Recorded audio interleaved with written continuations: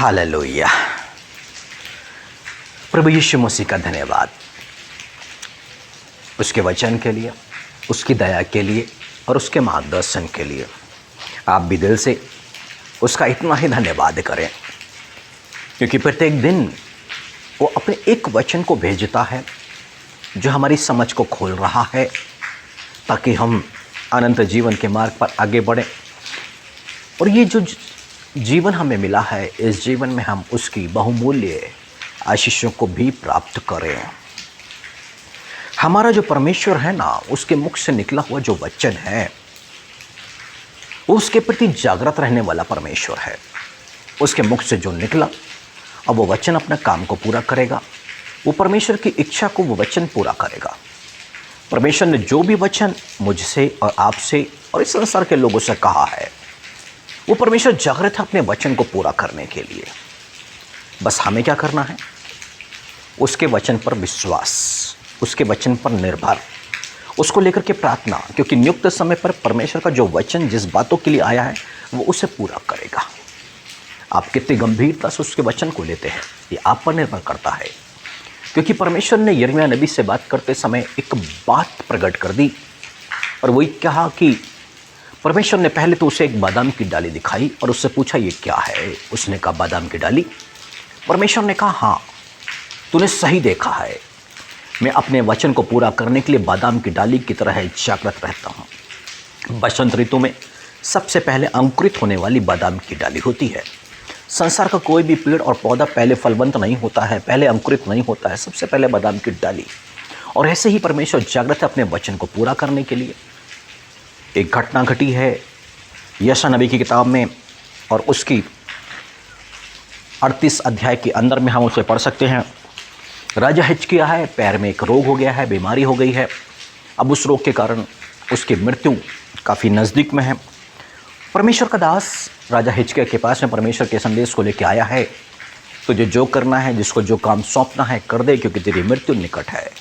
हिजकिय्याह रोने लग गया है, बिलक बिलक के दीवार की तरफ मुँह करके।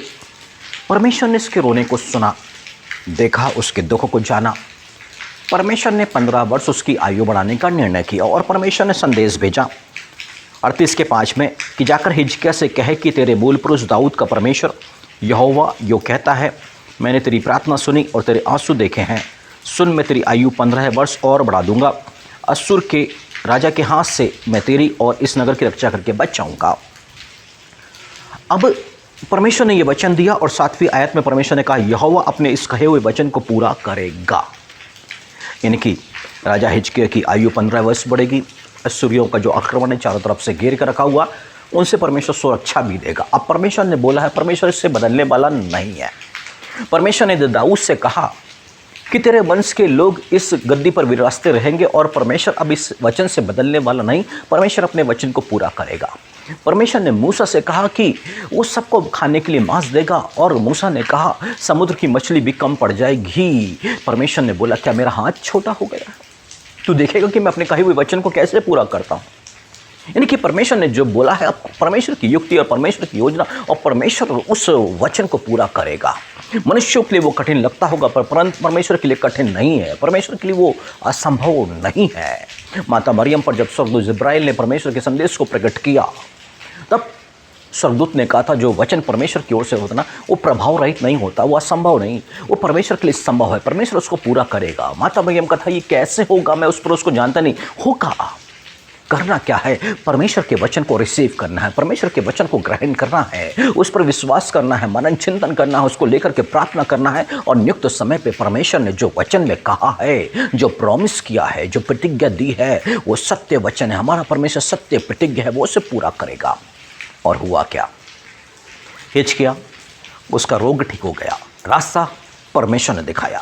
माता मरियम गर्भवती हो गई, रास्ता परमेश्वर का था, युक्ति परमेश्वर की थी। इजरायलियों को खाने के लिए मांस मिल गया, क्योंकि वचन परमेश्वर ने दिया था। दाऊद की गद्दी पर एक राजा विराजमान, यानी कि यीशु मसीह की वचन परमेश्वर ने दिया था। आपके पास भी प्रॉमिस वर्ड्स हैं, आप उसको लें, समझें, विश्वास करें और परमेश्वर की प्रॉमिस को पालें, उसकी प्रतिज्ञा को पालें। आइए मिलकर के प्रार्थना करेंगे। मेरे पवित्र पिता, हम धन्यवाद करते हैं प्रभु जी, आप सत्य प्रतिज्ञा है, बल्कि बादाम की डाली की तरह अपने वचन को पूरा करने के लिए जागृत रहने वाले परमेश्वर है प्रभु जी।